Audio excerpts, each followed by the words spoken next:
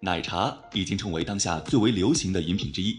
可是喝过这么多的奶茶，你喝过现煮五谷茶吗？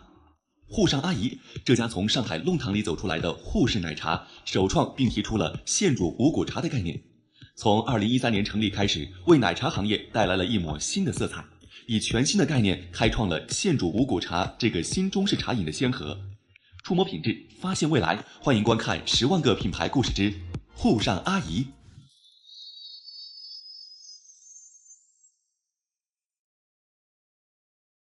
7年前，中国的奶茶市场仍然是速溶冲泡奶茶和台式奶茶店遍布大陆的天下，而诞生于上海的沪上阿姨就走了一条非同寻常的道路。在中西合璧的上海滩，在高楼林立下的老弄堂里，尚卫军、周蓉蓉夫妇看到一家既卖八宝粥又卖珍珠奶茶的小店。这次邂逅，中西结合的海派味道带给了他们创业的灵感。沪上阿姨正是受到这种上海海派文化的启发，将血糯米、红豆、青稞、燕麦等健康的膳食营养融入奶茶这一日常饮品中，开创了一家有特色的健康饮品店。2013年7月，沪上阿姨在上海人民广场开出了第一家门店，独特的饮品口味随即口耳相传，当月顾客就大排长龙。现煮五谷茶就喝沪上阿姨，健康又好喝的现煮五谷茶瞬间打破了奶茶行业的传统定式。在中国，茶文化源远流长，五谷文化寓意着五谷丰登、风调雨顺、国泰民安的吉祥含义。沪上阿姨从一开始就以现煮五谷茶的创新结合，决定了品牌的差异化定位。正是这种与众不同、另辟蹊径的做法，造就了沪上阿姨品牌的脱颖而出。沪上阿姨主打健康好喝，坚持现煮现卖，保证食材的新鲜。比如血糯米红豆奶茶，采用新鲜现煮的血糯米与红豆等材料，口感细腻，营养丰富，一经推出便受到热捧，最高时一天单店售罄近2000杯。水是好水，糖是好糖，茶是好茶，奶是好奶，五谷是现煮。正是对于原材料高品质的坚守，让舌尖味蕾与新鲜美味零距离的及时接触成为了可能。在保证产品品质的同时，沪上阿姨也十分注重市场定位。不同于市面上某些高端定价的轻奢奶茶，沪上阿姨在价格方面走的是亲民路线，主力产品都在9到16元一杯的价格区间，符合了大部分消费者的购买能力。在茶饮市场激烈的竞争中，沪上阿姨把市场下沉，没有花巨额的广告营销投入，而是将重心放在保证茶饮的高品质上，选取优质的食材，不断推陈出新，研发新的口味。如此用心的做健康茶饮，消费者的口碑很快建立，自然也就成为了最好的广告。很快，以品质带动口碑，以亲民价格吸引更多消费者。沪上阿姨精准的市场定位，为这种新兴的现煮五谷茶打开了更为广阔的发展空间。由此产生的积极影响，也体现在了整个品牌的市场布局上。沪上阿姨以高性价比定位，产生规模效应，面向2、3、4线城市拓展市场，收获了更多兼顾高品质与性价比的消费群体。目前，沪上阿姨在全国拥有超过1500家门店，其中1线城市200多家，而2、3、4线城市拥有1000多家门店，占据了品牌版图的主要部分。正是这种明确清晰的下沉定位，让沪上阿姨有了更加稳定的市场与门店基础，为品牌的成长与后期发展奠定了基础。然而，创业维艰，不经历风雨怎能见彩虹？没有人能随随便便成功。创业之初的沪上阿姨也饱尝了挫折与苦痛的磨砺，才收获了如今的成功。当时，沪上阿姨的第一家门店人民广场店出站告捷，已经迎来了可观的盈利收入。然而，由于门店是途经3房东出租的，而2房东与3房东对奶茶店的租金差额出现激烈争执。为此，2房东为了达到驱赶沪上阿姨的目的，断水断电长达1、2个月。尚卫军夫妇为了这份创业，他们双双辞去高薪，放下了有房有车的安逸生活，将所有积蓄投入开店。谁成想，方才望见曙光，事业正如火如荼，却遭遇房东赶人。这对创业伊始的沪上阿姨来说，就是晴天霹雳。然而，他们并没有轻言放弃，而是凭借着机智与毅力，坚守着创业的根据地。面对断电，沪上阿姨最初用蜡烛照明，并告诉消费者这是感恩节的特别装饰，挺过了最初的阶段，饶有兴趣中透露着创业的辛酸。后来无奈之下，沪上阿姨选择租用发电机为门店供电，房东虽以断水来切断奶茶店的生命之源，这也没有难倒坚韧的沪上阿姨。他们选择用别处整桶运水的方式保障门店的用水需求。经过1-2个月的斗智斗勇，沪上阿姨终于赢得了创业以来的生死考验，从破产的边缘起死回生。谁知在4年后，因为大房东从幕后出现了，他和二房东打起了财产纠纷官司，发函通知沪上阿姨必须和他签合同。但是三房东坚决不同意，因为这直接触及到他的经济利益。沪上阿姨站在中间，左右为难，焦急万分。当时沪上阿姨在全国已经有近1000家门店，在这些加盟商伙伴的心目中，人民广场店就是一切故事的开始，是革命圣地延安。这次风波让创始人夜不能寐，他们像保护自己的孩子一样保护着这梦开始的地方。他们想尽一切办法，通过向几位房东交双重租金来保证店面稳定，最终通过和大房东签下合同并经济补偿三房东的方式保卫了人民广场店。这次门店保卫战前后历经5年，它不仅磨砺了创始团队坚韧不拔的品格和面对挫折永不言弃的精神，也让创始人更能理解创业的艰辛，从而在后来的发展中对各地门店的创业者们都报以最真诚的关怀与指导，推动沪上阿姨成为了最为关心投资者的茶饮品牌之一。因此沪上阿姨有着自己的一套创新经营模式，在保证优异的品质、精确的定位之外，以人性化的思路让这个充满活力的茶饮品牌获得了更大的发展前景。传统意义上，茶饮行业拥有3种主流的经营模式：直营模式、合营模式、加盟连锁。对于下沉定位的沪上阿姨来说，前2种模式需要抢占高势能的稀缺商铺资源，但是注定制约了门店大规模的全国普及，因此不作为发展的选择。而加盟连锁模式又分为以快招为代表的割韭菜模式和品牌特许授权互帮互助的共创共赢模式2种。沪上阿姨正是选择了后者，采用 S to B to C 的经营模式，其中 S 即全套供应链， B 即门店， C 即消费者。这是一种结合供应链赋能门店，然后共同并行服务消费者的全新茶饮共创模式。同样的模式在如今有很多成功的案例，比如万店规模的 A 股上市公司绝味鸭脖，以及全球超过7万家规模的连锁便利店 7-Eleven 等等。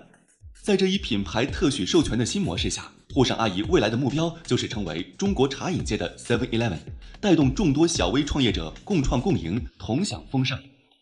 如今小微创业者，尤其是小微餐饮行业的创业风险很大，生命周期较短，闭店率高。如果没有强大中盘后台的支持，在波涛汹涌的商海中就如一叶扁舟，漂泊无依。而且随着品牌奶茶店格局的逐渐成型，3至5年后，茶饮市场很可能被几个大品牌寡头瓜分，小茶饮店将面临着更大的竞争压力。由于小微创业门店往往单打独斗，对市场行情、门店综合管理缺乏全面的考量，在竞争中很容易暴露短板，从而被市场淘汰。但沪上阿姨倡导的这种小门店大后台的特许授权共创模式，为众多的小微餐饮创业者提供了稳定的中盘支持，通过赋能产品持续创新，为门店提供信息化支持以及提供全套供应链支持。另外，从开店的选址、设计、施工验收、原材料与设备的采购、员工培训、开业指导，到人员管理、薪酬设计、活动策划、新品研发、数字化体系运营、外卖运营辅导等等，沪上阿姨为门店提供了全方位的服务支持。在开店伊始，沪上阿姨会派出开店教练手把手辅导开店，保证新生门店的存活与发展。同时，沪上阿姨每周每月都会进行业绩评比，对于业绩较差的些许门店，应云督导会亲自前往帮助门店查缺补漏，为提升门店业绩献计献策。这种对小微创业者的悉心赋能，充分保障了连锁门店的信心。不同于漂于汪洋的一叶扁舟，沪上阿姨为门店们提供了航空母舰般的赋能和保障，让门店能够乘风破浪，在遇到商海的大风大浪时，能够安然无恙，泰然自若。如今的沪上阿姨，全国门店营业收入超过10个亿，门店存活率超过90%，2019年荣膺中国10大茶饮品牌之一。这正是与门店共创共赢的特许授权模式带来的显著成果。沪上阿姨通过这种模式赋能了众多门店，推动了整个品牌的可持续性发展。从创业至今，沪上阿姨的品牌形象也经历了几个重要的发展阶段。在 1.0 版本中，沪上阿姨走的是差异化路线，以现煮五谷茶让市场眼前一亮，但是品牌形象仍然是一个名副其实的老阿姨，被顾客们戏称为樱桃小丸子的妈妈。在 2.0 与 3.0 阶段，沪上阿姨去掉了活力不足的老阿姨形象，下沉定位，但是缺少一个代表性的符号。如何将沪上阿姨打造成更受年轻人欢迎的有活力的品牌，在保证品牌影响力同时，又能体现足够的时尚感和亲和力，是摆在沪上阿姨面前的一个难题。直到有一天，沪上阿姨创始人单卫军在门店前看到一个3、4岁的小朋友对一个95后的小姐姐喊阿姨，忽然产生了灵感，阿姨也可以年轻呀。所以一个20岁出头的年轻阿姨成为了沪上阿姨的新 IP 符号。2019年9月，沪上阿姨的新 logo 面世，一个穿着典雅旗袍、翘着兰花指、有颗美人痣、手执奶茶向顾客眨眼的年轻女郎出现在了公众的视野。她在展现上海阿姨魅力的同时，又充满了年轻人的朝气，瞬间让沪上阿姨的品牌形象兼具了老上海的腔调与新上海的活力。一个新的品牌 IP 符号，唤起了更多消费者对品牌的代入感和认同感。根据美团公布的数据，全国目前大约有50万家茶饮店，市场规模已达1000亿。沪上阿姨团队每天在不断的精进和迭代，朝着千城万店造福万家的宏伟目标在疾步前行。它的成功是结合了文化底蕴、社会消费趋势、差异化产品和新兴经营模式的成功。它从上海的老弄堂里走出来，已经成为了中国茶饮行业里一道亮丽的风景线。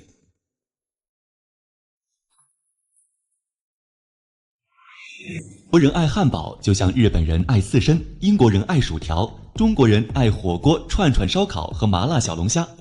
美国人对汉堡的热爱，大概就是只要看到肉，他们就想拿起2片面包夹着吃。浓烈的美国汉堡文化不仅催生了麦当劳这种家喻户晓的品牌，也诞生了汉堡王这种在破产边缘疯狂试探挣扎的汉堡王子。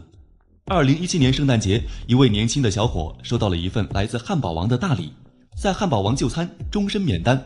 据说这位幸运观众在过去2年多的时间里，每天坚持给汉堡王留言，一共在汉堡王的 Facebook 上写了637条评论，这大概就是传说中的真爱粉了吧。于是就在圣诞节的这一天，离他最近的一家汉堡王摇身一变，变成了一个巨大的圣诞礼物，还点名要他亲自拆开。在这家汉堡王里，他拥有自己的专属餐盘、专属座位，甚至连包装都是专门为他定制的。汉堡王还给了他一张金卡，不仅是终身免费，连同行的人也免费。不得不说，汉堡王这波实力宠粉操作玩的实在是666，不仅形成了巨大的网络传播效应，秀了一把宠粉形象，也圈了一波路人的好感度，收获一批新粉。与随处可见的麦当劳、肯德基店铺不同，近年来我们才在商业街附近看到大写的汉堡王招牌。而和其他国际餐饮品牌的发展史相比，汉堡王的发展壮大之路也可谓命途多舛，格外艰辛。毫不夸张地说，汉堡王的历史简直是一部餐饮界的悲惨事件。1954年，詹姆士·麦克拉摩和大卫·艾杰敦在美国佛罗里达州迈阿密开设第一家汉堡王餐厅。他们认为，真正好吃的汉堡肉片必须是火烤出来的，而不是油炸。经过多次研究，他们创造出了火烤牛肉汉堡。在1957年，汉堡王的镇店之宝皇堡诞生了。而此后，汉堡王也一直主打火烤这个概念，火烤也成为了汉堡王独一无二的营销卖点，并且一宣传就是60多年。毕竟它是汉堡王区别于其他汉堡的特色所在，拥有了原创产品，但却没有持续经营的能力。拉摩后来开的2家店，一家比一家亏得厉害，仅仅诞生2年之后，迫于生存压力，不得不以低价将50%股权卖给当地一富商。从那之后，汉堡王开始了颠沛流离的流浪生活。富商接手之后，汉堡王经历了8年的风光。随后跟其他着急扩张规模的品牌一模一样，汉堡王陷入了资金短缺困境。1967年，后爸皮尔斯百利出现了，并承诺只要跟我合并，汉堡王所有的上市资金我来出。可是那些说过的话，汉堡王都记得，皮尔斯百利却忘了他的承诺。当初说好的抚养费全都不认了不说，反而削减汉堡王的扩张储备资金。第3次，汉堡王被卖给了英国一家娱乐公司。没过几年，这家公司与合作商共同成立了一家名叫迪亚吉奥的公司，而新公司对餐饮根本不感兴趣，一心只想卖酒。说来也有趣，这个公司后来成为世界第1大烈酒公司，因为卖酒的收益远远大过汉堡王的餐饮生意，于是苦命的汉堡王再次被抛弃了。2002年，美国德克萨斯太平洋集团接手了汉堡王。太平洋集团比起前几任来说，可以说是相当靠谱了。2006年，在太平洋集团的帮助下，汉堡王成功上市。可能是那几年汉堡王一直在水逆，就在大家以为汉堡王要从此走上人生巅峰的时候，金融危机来了。刚刚上市的它哪里经得起金融风暴的摧残？以太平洋为首的一众资本纷纷撤出，汉堡王再一次成为风雨飘摇中一棵没有遮挡的小树。在所有人以为汉堡王这次真要凉了的时候，故事又来了一个大逆转。汉堡王遇到了他的良人——巴西3G资本公司。在新任 CEO 的带领下，汉堡王迎来了他的春天。此后，汉堡王的营收获利都一路上升。几经起落的老牌餐饮巨头终于找到了他的领路人。与肯德基、麦当劳早早地开拓中国市场相比，汉堡王进入中国市场可以说是姗姗来迟。汉堡王相比这些同期竞争者慢了近20年的发展历程。迟到的代价是快餐的黄金时代在一线城市已经过去，而且百胜和麦当劳在全国将近8000家的门店分布，导致后路者汉堡王很难在主流商圈找到合适的门店，并且因为定价较高、小食品种较为单一的问题，汉堡王初入中国市场的日子并不好过。从2005年进入中国市场，在之后的7年时间里，仅在国内部分城市开出了52家门店。2010年被巴西的3G资本收购后，汉堡王修改了加盟协议，展开再加盟计划，将餐厅所有权和经营权全部出让给加盟商，然后获取收益分成。正是在这项计划的推动下，之后汉堡王在中国的门店数量增长了10倍，同店销售的增长达到了同行难以企及的2位数。而且焕然一新的汉堡王王者归来，并且重新登陆纽交所上市。重新组阁的汉堡王随后采用了全新的发展策略，真正开启了在中国的扩张之路。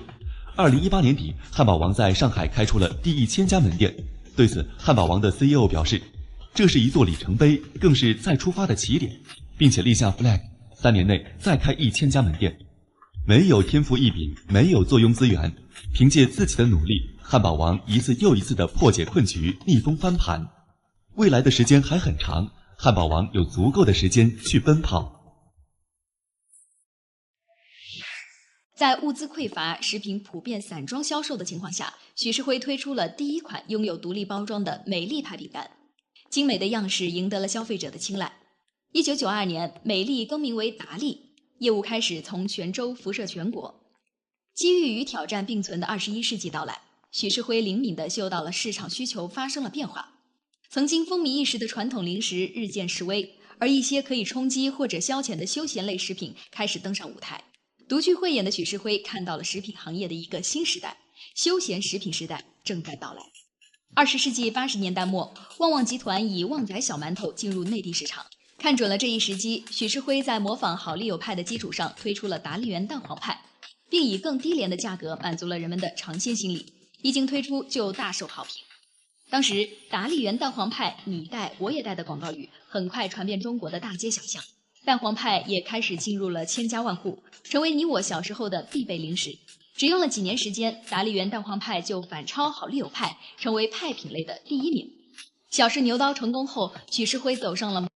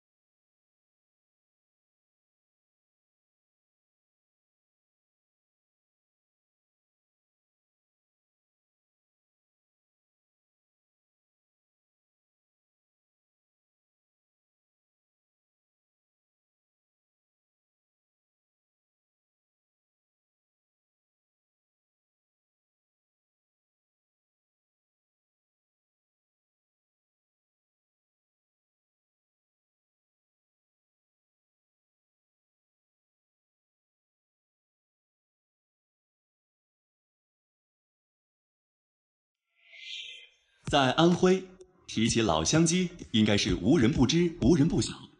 跟抖音上撒鸡汤就能净赚几万粉的大 V 不同，老乡鸡是真凭借一碗鸡汤开出800家以上门店，年营业额达30亿元。2018年，在中国快餐企业70强名单中，老乡鸡仅次于快餐3巨头肯德基、麦当劳、汉堡王，位居第4，成为中式快餐第1品牌。今年疫情期间，全国餐饮企业都按下暂停键，老乡鸡却成为了黑天鹅阴影下最火的一只鸡。董事长手撕员工联名信，老乡鸡200元发布会，都成为了火爆全网的刷屏案例。从合肥街头一家小小的鸡汤馆，到如今有包袱有梗，位居中式快餐第1名，老乡鸡的小鸡爪子是怎样在洋快餐的包围中勇闯天涯的？如今准备谋局全国市场的老乡鸡，又能如愿成为全国性餐饮品牌吗？今天的故事，品牌哥就带大家来聊聊老乡鸡。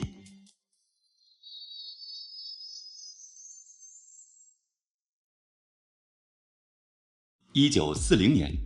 在美国西部的一座小城圣贝纳迪诺，理查德·麦当劳与莫里斯·麦当劳兄弟创建了一家叫麦当劳的汽车餐厅。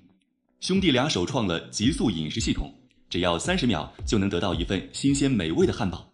这为当时喜欢驾车外出的美国人提供了便利，既有美味的食物，又大大减少了排队时间。餐馆的生意很是红火，顾客盈门的汽车餐厅让来餐厅推销奶昔搅拌机的推销员雷克洛克看到了商机，他向麦当劳兄弟俩要来了餐厅加盟权。盈利之后，1961年，雷克洛克以270万美元买下了麦当劳的所有权。从此，这个金色的拱形暗标志开始风靡全球，让后来无数的中餐品牌都只有了一个目标：超越麦当劳。1990年，麦当劳在深圳解放路开了中国内地的第1家门店，洋快餐的浪潮汹涌而至。而此时的老乡鸡创始人树从轩，虽然看到了新闻里播放的洋快餐生意火爆，但也没觉得这和他有多大关系，还是在鸡棚里专心致志地研究着他的鸡。在养鸡之前，树从轩是一名军人。1982年，树从轩从部队退役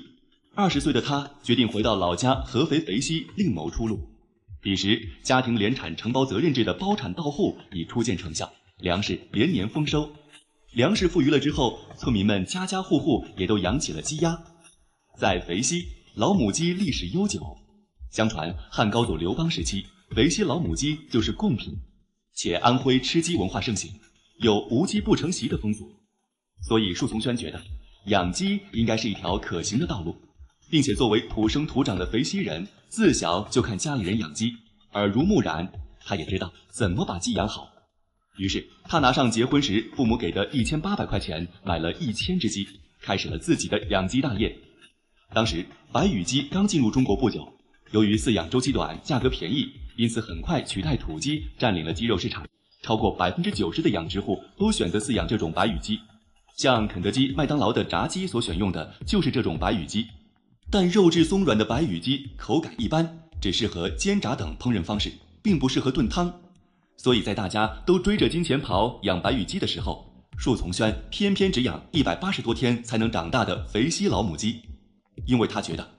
我不能跟着潮流走，潮流总是要回归的。为了摸清鸡的秉性，树从轩吃住都在鸡棚，甚至晚上也和鸡睡在一起，这一睡就是7年，以至于在后来的采访中，树从轩说，即使是蒙住眼睛在鸡舍走一遍，他也可以知道养的鸡大概有多大。再比如鸡是冷了还是热了，是渴了还是饿了，有没有生病，他一听声音就能知道。由于刻苦钻研养殖技术，树从轩的养鸡事业十分成功。而后来的事实也证明了树从轩当时的判断。随着人们生活水平的提高，大家对吃的品质越来越重视，越来越多的人回归到了土鸡消费。当初花1800元买的1000只鸡，也很快给树从轩带来了回报，几万块的第一桶金。到了1990年，树从轩已是合肥最大的养殖户。只是好景不长，到了90年代后期，养殖户越来越多，市场上供过于求，土鸡的价格长期停滞，加上饲料等成本上升，养鸡的利润也在逐渐下滑。这让树从轩开始重新思考起自己的出路。他尝试过把鸡杀掉风干再卖，或者把鸡做成袋装食品，但效果都不理想。上世纪80年代，洋快餐开始进入中国。1987年，肯德基在北京王府井开出第一家门店，3年后，麦当劳也在深圳开出第一家中国分店。随后，洋快餐开始风靡中国。那个时候，要是有微信，吃个肯德基、麦当劳也是和现在去5星级酒店吃自助一样，要郑重其事地发一条9宫格朋友圈的。红红火火的洋快餐让树从轩意识到，自己或许也可以尝试做这样以连锁为主要经营模式的快餐。机会在1999年悄然而至。那一年，树从轩意外收到一张快餐特许经营培训邀请函。他去学习了几天，第一次深入地了解了快餐和连锁经营行业。培训回来，他又走访了全国许多快餐连锁企业和食品加工企业。最终他决定结合自己的养殖场，从养殖到餐饮搞全产业链布局，做一家类似肯德基的中式快餐连锁。开饭店远比养殖复杂，供应链、菜品、卫生、口感、团队、品牌、经营管理等都需要学习。那时，树从轩白天在养鸡场处理鸡场事宜，晚上回到家在研究供应链、菜品、装修。仅仅是菜品，树从轩就研究了2年多。那2年时间，树从轩和员工们每天都杀1只鸡，不断尝试。大概杀到1000只鸡时，树从轩觉得味道好像对了。那天，他一如往常地把鸡汤打包回家。早就把鸡汤喝腻了的孩子们，竟然每个人都喝了3碗。树从轩知道，鸡汤研发成功了。2003年10月2日，在合肥市区繁华的书城路上，树从轩的第一家店老乡鸡的前身肥西老母鸡正式营业。名称取自于那句合肥的老俗语：从肥东到肥西买了一只老母鸡。有合肥的朋友可以在弹幕里给大家科普一下这句话的正确读法。鸡汤馆主推以鸡肉为主的中式菜品，并强调鸡汤炖品。由于味道纯正，符合本地传统饮食习惯，店铺的生意十分火爆。营业的第4天，店里的收银机就用坏了。接着，树从轩又开了第2家、第3家店，每一家店都客人爆满。可几个月后，一算账，树从轩懵了，全是亏本。他百思不得其解，于是找了一个职业经理人给餐厅算了一笔账，才发现菜品占本太高，占了